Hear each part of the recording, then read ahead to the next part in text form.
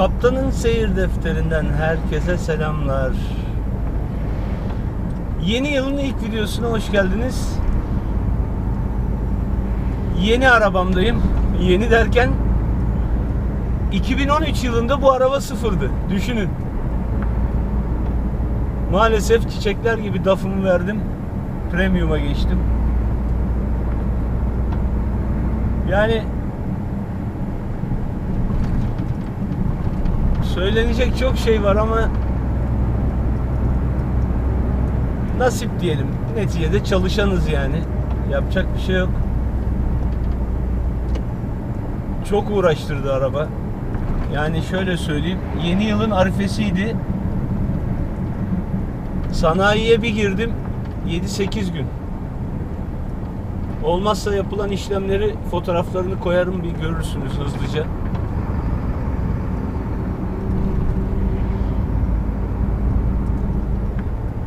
Dediğim gibi yani çalışan işçi olunca yapacak bir şey yok. Bu arabaya şoför binmiyor. Patron da benden rica etti.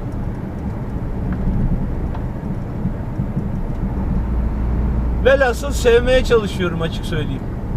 Yani uğraşıyorum. Çünkü ya işte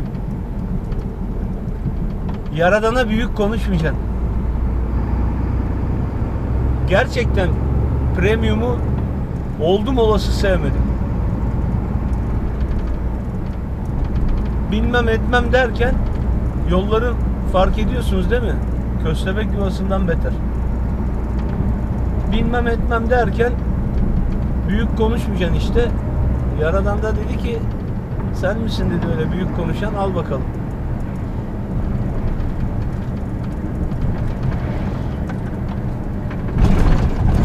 Abi çok kötü yol ya.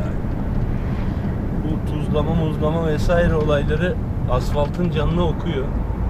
Zayıf olan eski yamaların hepsini değişmiş. Romanya'dayım.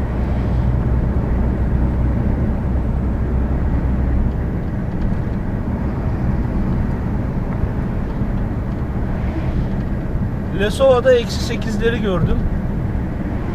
Burası şu anda 0 derece, 1 derece gidip geliyor. Biraz daha ısı düşerse bu çiseleyen yağış muhtemelen kara döner. Az önce kahvaltı molası verdik. Park berbattı. Battı araba. Tonaj da yok. 6 ton yük var. Yani 4 parmak falan buz vardı. Biraz uğraştırdı. Çıktık, yola devam ediyoruz. İki arabayız yine. Bu sefer arkamdan geliyor Hasan abi var. Eski lakabı Maikino. Tanıyanlar tanıyor zaten. Eskilerden bir abimiz. O da bizde başladı.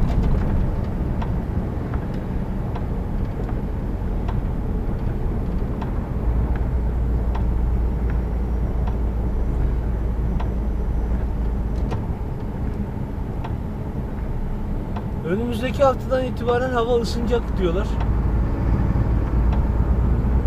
Dün Macaristan ve Slovakya'da kar yağışından yollar kapanmış. Birkaç saat böyle trafikte beklenilmiş. Ondan sonra yol açılmış.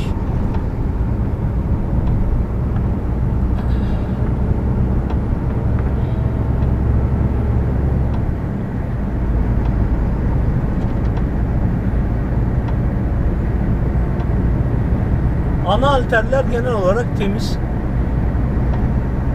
Ama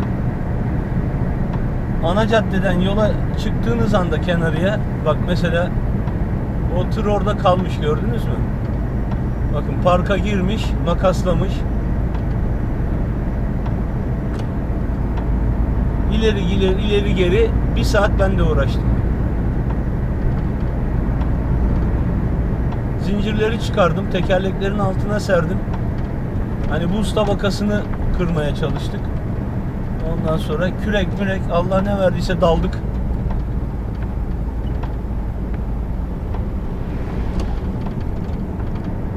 Arabayla ilgili bahsetmek de istiyorum, bahsetmek de istemiyorum bir taraftan. Yani kötünün kötüsü vardır ya. Yemin ederim bu araba onlardan biriydi. Hani daha kötüsünü görmem diyordum. Iveco ile DAF'ta. DAF'ı çiçek gibi yaptık. Iveco'yu da öyle yaptık. Patron galiba arabaları toplamak için beni kullanıyor gibi geliyor ya. Bunun orta açıklık kısmı var ya tırın. Kimisi mezar der. Abi oraya adam sigara söndürmüş. Kül tablası gibi böyle avuç içi kadar yanık var. Arabanın orijinal kaplamasında. Zaten döşeme halı hiçbir şey yoktu. Hepsini kendim yaptım. Yine kalıp çıkardım. Halı kestim. Overlock yaptırdım. Yani top rulo halinde halı aldım. Kendim kalıp çıkarıp kestim. O şekilde yaptım. Göğüslük kısımları onun için ayrı bir video yapacağım. Arabanın o ilk halini vesaire çekmek istemedim yani. O kadar haraptı. Temizlik vesaire derken bu göğüslüklere bir planım var. Before after yapacağız onu herhalde. Öncesini bir çekeceğim kısa, sonra düşündüğümü yapabilirsem bir de sonrasını çekeceğim. Doğa ne büyük sanatkar, görüyor musunuz? Güzelliğe bak, manzaraya. Dağ, kar, ağaçlar, aralarda kayalıklar. Ne kadar güzel görüntüler oluyor.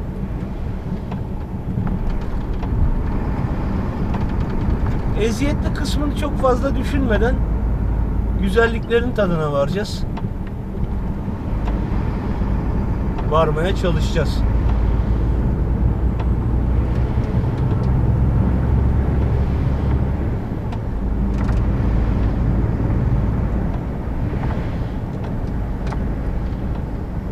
Bunda da DEP var. Dediğim gibi 2013 model. DEP var ama İlk iki kademe egzoz freni çalışmıyor kadar kötü. Berbat düzeyde yani. Üçüncü kademe zaten motor freni. O da bazen devreye giriyor, bazen girmiyor.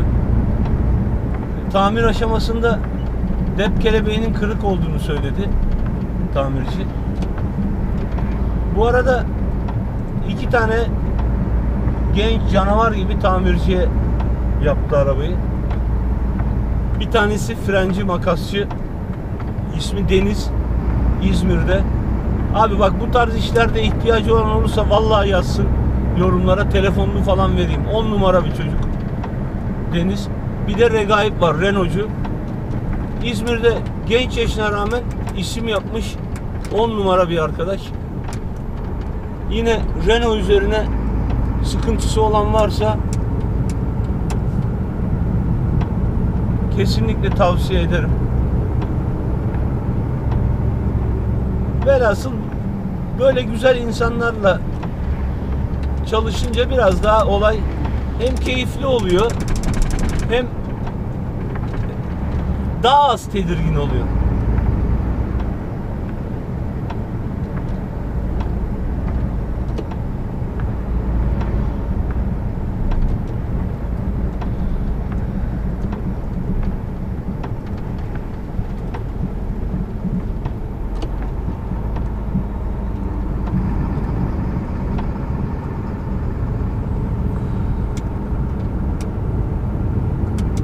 Süreyi de göremiyorum ki.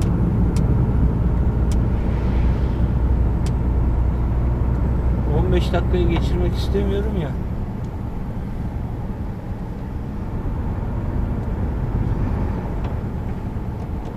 Hep videoya başlamadan önce diyorum saate bakayım. Lan yola niye atıyorsun dayı onları?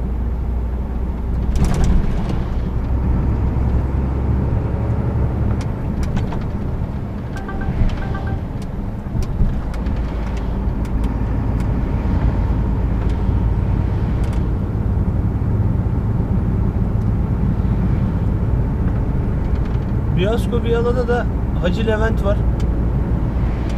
Adı Hacı yani. Onunla konuştuk. Polonya bayağı bir soğukmuş. -10, -15'ler civarıymış. Bayağı ciddi kar yağmış. 50 santim falan kar var. İnşallah biz gidene kadar temizlenir, biraz ısınır, havada kar yağışı falan olmaz. Çünkü bu arabayı daha test aşamasındayım yani. Alışmaya çalışıyorum. Tepkilerini ne yapıp ne yapamayacağını bilmediğim için, mesela az önce işte parkta kötü bir tecrübe yaşadık yani.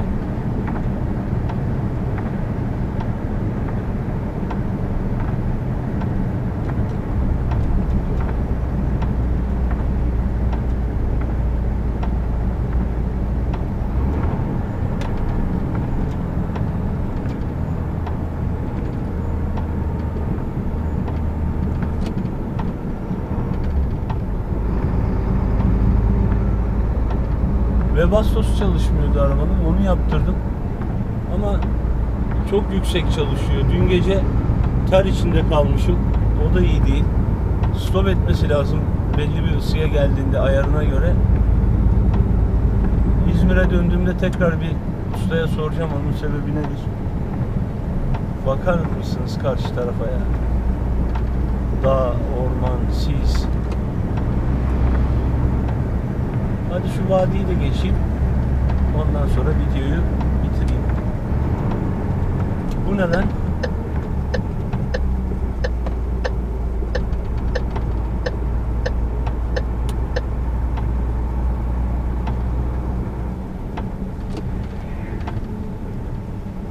O delikleri tıkıyor da. İyi bari. İnşallah tutar.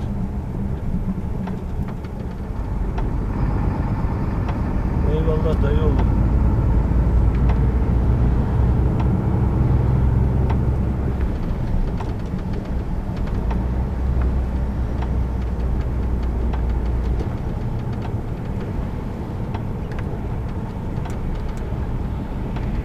Yaz başka güzel, kış başka güzel. Diyorum ya, doğa sanatçı.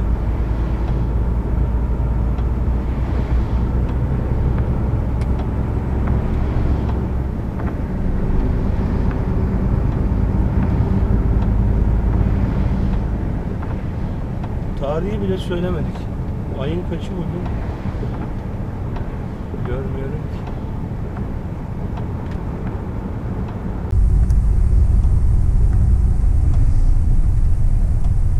14 Ocak olmuş ya. Ya vallahi ne çabuk geçiyor ya.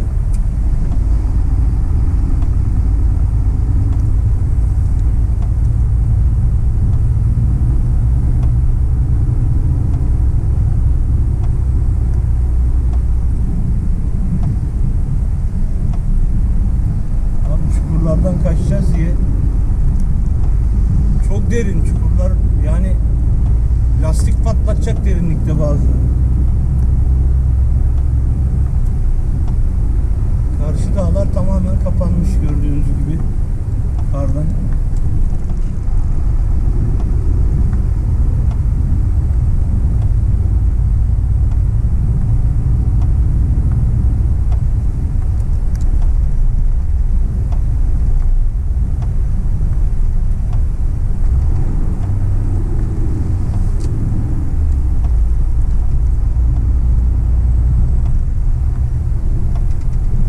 Islandı ya uğraşırken. İyi hadi kapatıyorum videoyu, bitiriyorum. Yeni yılın ilk videosu böyle olsun. Kar manzaraları başladı artık. Sonraki videolarda görüşmek üzere. Kendinize çok iyi bakın. Arrivederci.